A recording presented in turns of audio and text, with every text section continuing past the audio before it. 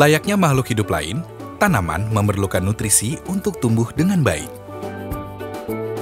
Nutrisi ini salah satunya diperoleh dari pupuk. Ada dua jenis pupuk yang dikenal di masyarakat, yaitu pupuk kimia dan pupuk organik. Pupuk kimia adalah pupuk buatan pabrik yang memiliki kandungan zat yang jelas. Misalnya, NPK 15-15-15 berarti dalam 1 kg pupuk terdapat 150 gram nitrogen, 150 gram fosfat, dan 150 gram kalium yang siap diserap tanaman. Sedangkan pupuk organik berasal dari bahan yang mengandung unsur hara dan mudah lapuk, seperti kotoran hewan, sisa sayuran, serasah dedaunan, dan sekam padi. Untuk hasil yang maksimal, penggunaan pupuk kimia dan organik sebaiknya dikombinasikan dengan seimbang.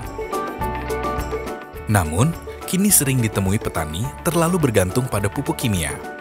Selain menambah pengeluaran bagi petani, penggunaan pupuk kimia yang berlebihan dapat membuat tanah menjadi keras, menyebabkan nutrisi tidak dapat diserap oleh tanaman, mengurangi organisme yang menyuburkan tanah, bahkan menyebabkan tanaman keracunan dan akhirnya mati. Sementara itu, pupuk organik selain lebih murah dibanding pupuk kimia, dapat menggumburkan tanah yang mulai memadat dan menjaga kadar air dalam tanah pada musim kemarau, sehingga tanah dan tanaman tidak cepat kering. Banyak petani beranggapan bahwa membuat pupuk organik memberatkan, karena membutuhkan waktu, tenaga, dan prosesnya rumit. Padahal, prosesnya tidak serumit yang dibayangkan. Dengan mengikuti panduan, maka petani dapat membuat pupuk organik sendiri. Berdasarkan bentuknya, pupuk organik dibagi menjadi dua, yaitu pupuk organik padat dan pupuk organik cair. Pupuk organik padat dikelompokkan menurut bahan yang digunakan sebagai sumber hara, yaitu pupuk kandang dan pupuk kompos bokasi. Pupuk kandang adalah pupuk yang bahan utamanya adalah kotoran ternak. Ketika kotoran baru keluar dari perut ternak, maka kotoran belum menjadi pupuk. Jika langsung diberikan ke tanaman, bukannya menyuburkan, malah dapat menyebabkan tanaman layu, bahkan mati. Oleh karenanya, kotoran harus diproses agar terurai lebih dulu. Pupuk kandang dapat dibuat dengan dua cara, yaitu terbuka dan tertutup.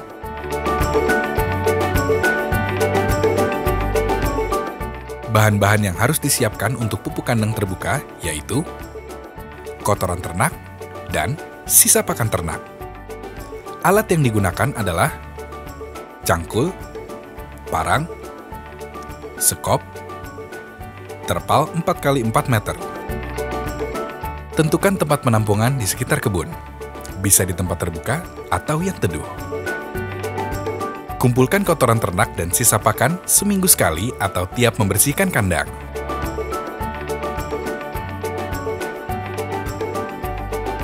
Tumpuk kotoran ternak di tempat yang ditentukan, cacah sisa pakan dan campur dengan kotoran ternak. Aduk hingga rata. Pasang terpal untuk melindungi dari hujan dan sinar matahari langsung. Aduk setiap 2 minggu, agar proses penguraian merata. 2 minggu kemudian, pupuk siap dipakai. Cara lain membuat pupuk kandang adalah cara tertutup.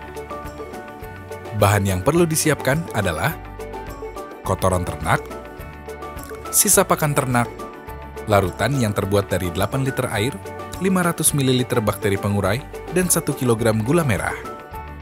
Bakteri pengurai dapat dibuat dari bahan-bahan yang ada di sekitar. Cara pembuatannya akan diperlihatkan di bagian akhir video. Alat yang dibutuhkan adalah cangkul, sekop, parang, gembor, gelas ukur, ember plastik, plastik hitam, penggaris atau meteran, pengayak berkerapatan 2 mm, terpal 4x4 meter, kayu pengaduk. Hancurkan gula merah, masukkan dalam ember berisi air, dan aduk hingga larut. Masukkan 500 ml bakteri pengurai, aduk kembali. tuang larutan ke dalam gembor. Gelar alas plastik, tumpuk kotoran ternak dan sisa pakan sedikit demi sedikit, lalu siram dengan larutan gula dan bakteri pengurai. Sisa pakan sebaiknya dicacah dulu. Tumpuk terus kotoran ternak dan sisa pakan hingga mencapai tinggi 60 cm atau sekitar 4 jengkal dan siram dengan larutan. Tutup campuran bahan pupuk dengan plastik atau bungkus dengan alas yang digunakan.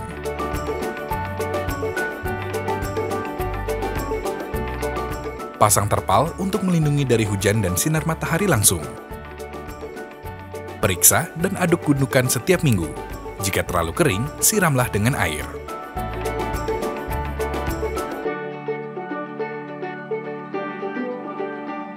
Setelah 1 bulan, bongkar dan ayak.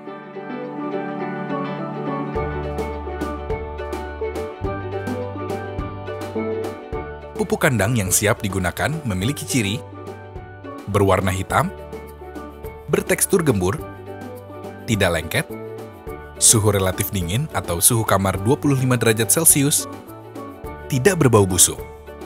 Pupuk kandang dapat digunakan dengan 2 cara. Pertama, gali cekungan di sekitar batang tanaman, sejajar dengan tajuk. Tabur pupuk dalam cekungan, dan tutup dengan tanah agar pupuk tidak menguap. Kedua, masukkan pupuk ke lubang tanam dan biarkan selama 1 minggu.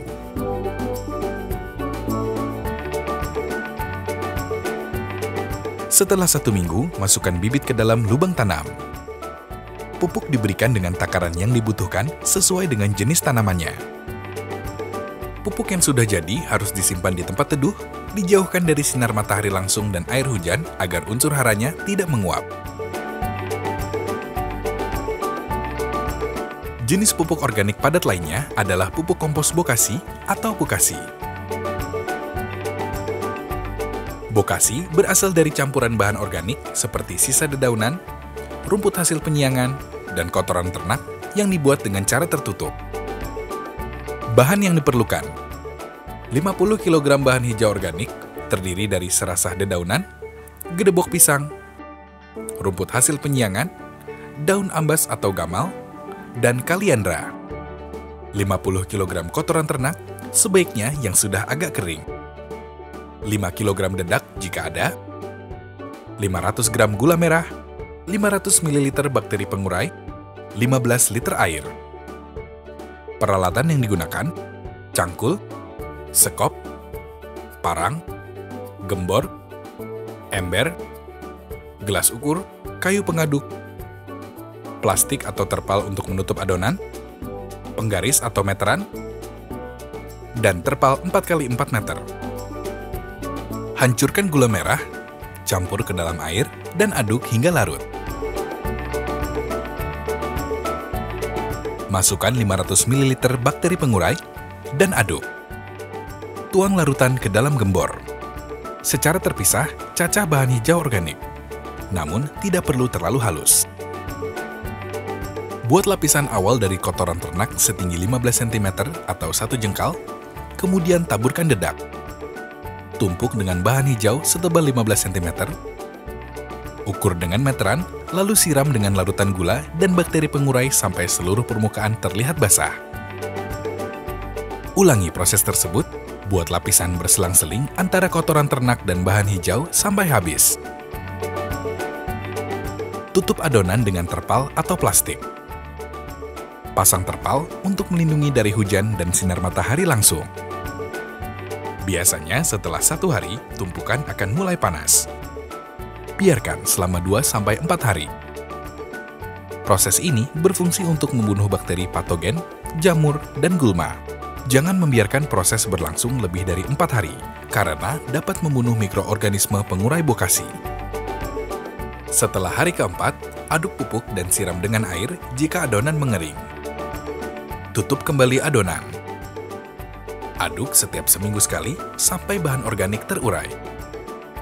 Bokasi siap dipakai kira-kira 1 bulan setelah pembuatan, atau bila warnanya hitam kecoklatan, suhunya dingin, tidak berbau, bertekstur gembur, dan ukurannya menyusut. Teknik penyimpanan bokasi sama seperti pupuk kandang. Untuk pemakaian, selain dimenamkan di sekitar batang tanaman dan sebelum menanam bibit, bokasi juga baik dijadikan penutup tanah atau mulsa pada tanaman sayuran dan buah-buahan. Kalau saya di tahun 2009 saya pakai pupuk kimia. Di tahun 2013 saya ketemu Akpor. Di situ saya banyak pengalaman yang saya dapat tentang pembuatan pupuk kompos bekasi. Manfaat yang saya dapatkan selama saya pakai pupuk kompos bekasi, tanaman menjadi subur, tanah gembur, tanaman tidak mudah terserang penyakit, dan hemat biaya.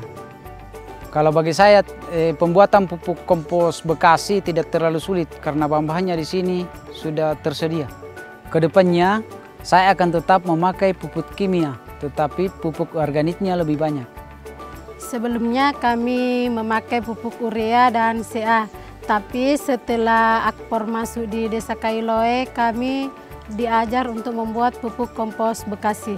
Pupuk kompos bekasi itu kami pakai di tanaman cengkeh, kopi, coklat, durian, pala, dan merica. Saya sudah 2 kali membuat pupuk kompos bekasi dan dalam membuatnya itu kami tidak mengalami kesulitan karena bahan-bahannya sudah tersedia di sekitar kebun.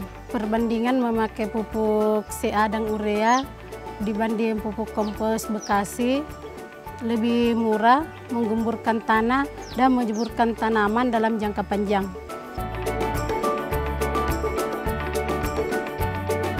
Bentuk pupuk organik lainnya, selain pupuk padat, adalah pupuk organik cair. Pupuk cair dapat dibuat dengan beberapa takaran, yakni 200, 100, dan 50 liter. Kali ini, kami akan memperagakan pembuatan pupuk cair 100 liter.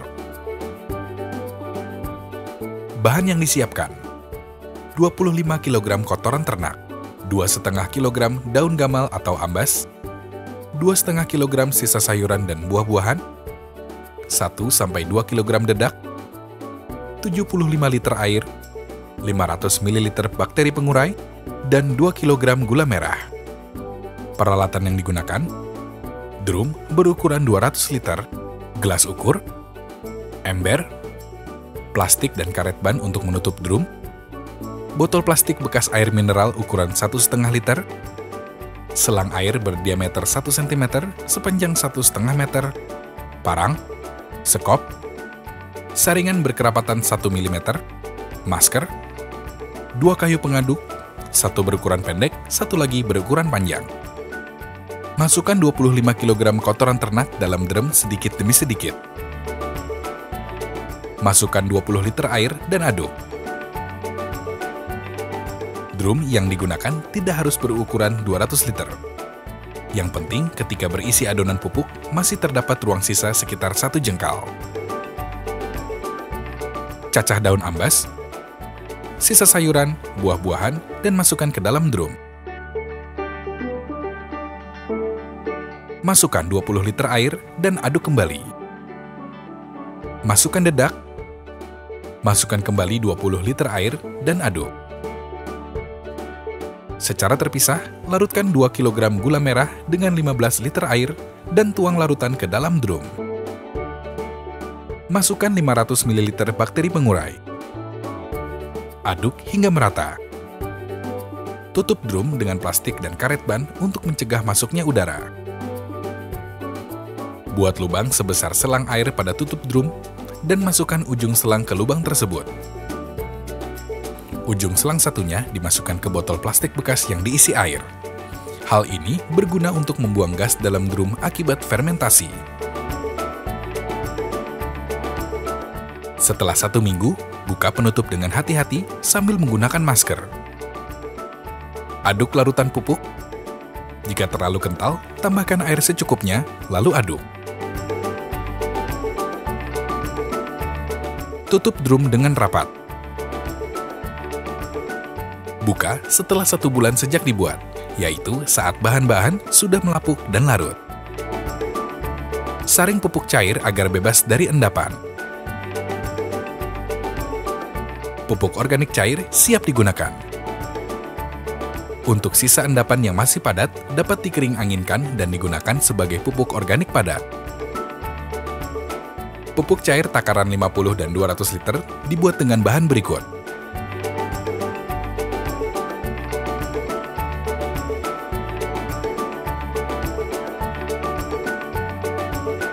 Sedangkan alat yang diperlukan sama seperti yang digunakan pada pupuk cair 100 liter.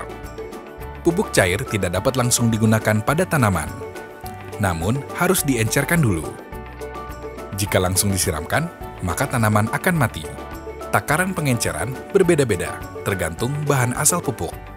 Untuk pupuk yang telah dibuat, karena berasal dari campuran kotoran ternak dan bahan hijau, maka 1 liter pupuk diencerkan dengan 10 liter air.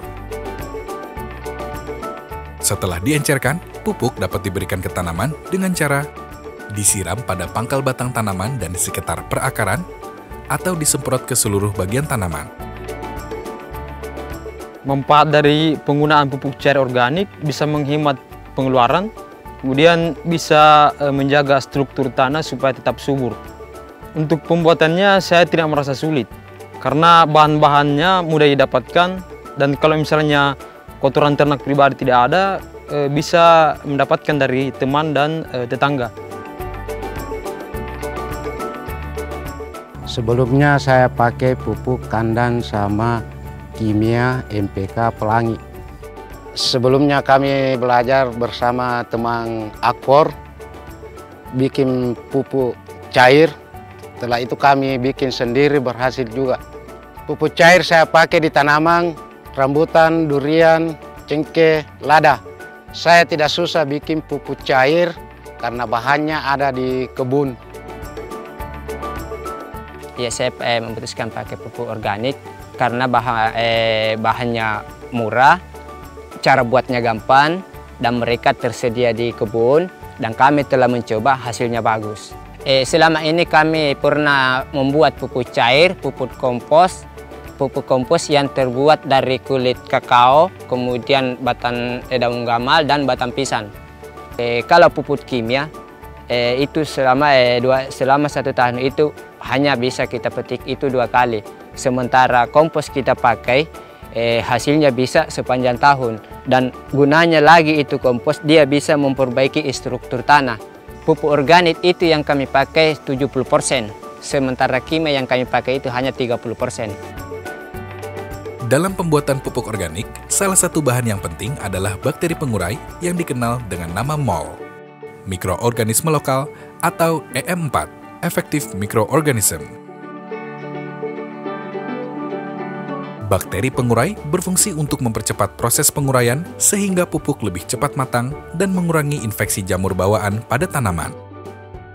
Terkadang, petani mendapatkan larutan ini dengan membeli EM4 yang tersedia di pasaran, lalu mencampurkannya dengan air dan gula sesuai takaran. Namun sebenarnya, kita dengan praktisnya dapat membuat bakteri pengurai dengan menggunakan bahan yang mudah didapat. Bahan yang disiapkan: 10 sendok nasi basi, 4 genggam daun bambu yang mengering, 4 liter air, dan 300 gram gula merah. Alat yang diperlukan: kertas koran secukupnya, toples bertutup, jerigen, saringan, semprotan air, dan kayu pengaduk. Gelar koran bekas dan letakkan sebagian daun bambu di atasnya. Taruh nasi basi pada daun bambu. Semprot sedikit dengan air agar lembab. Letakkan sisa daun bambu menutupi nasi. Bungkus nasi dengan koran. Simpan di tempat teduh dan biarkan 4-5 hari.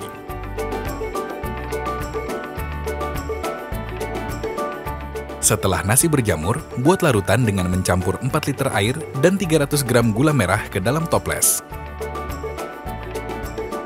Masukkan nasi dan daun bambu ke dalam larutan gula. Tutup, biarkan 4-5 hari, dan simpan di tempat teduh.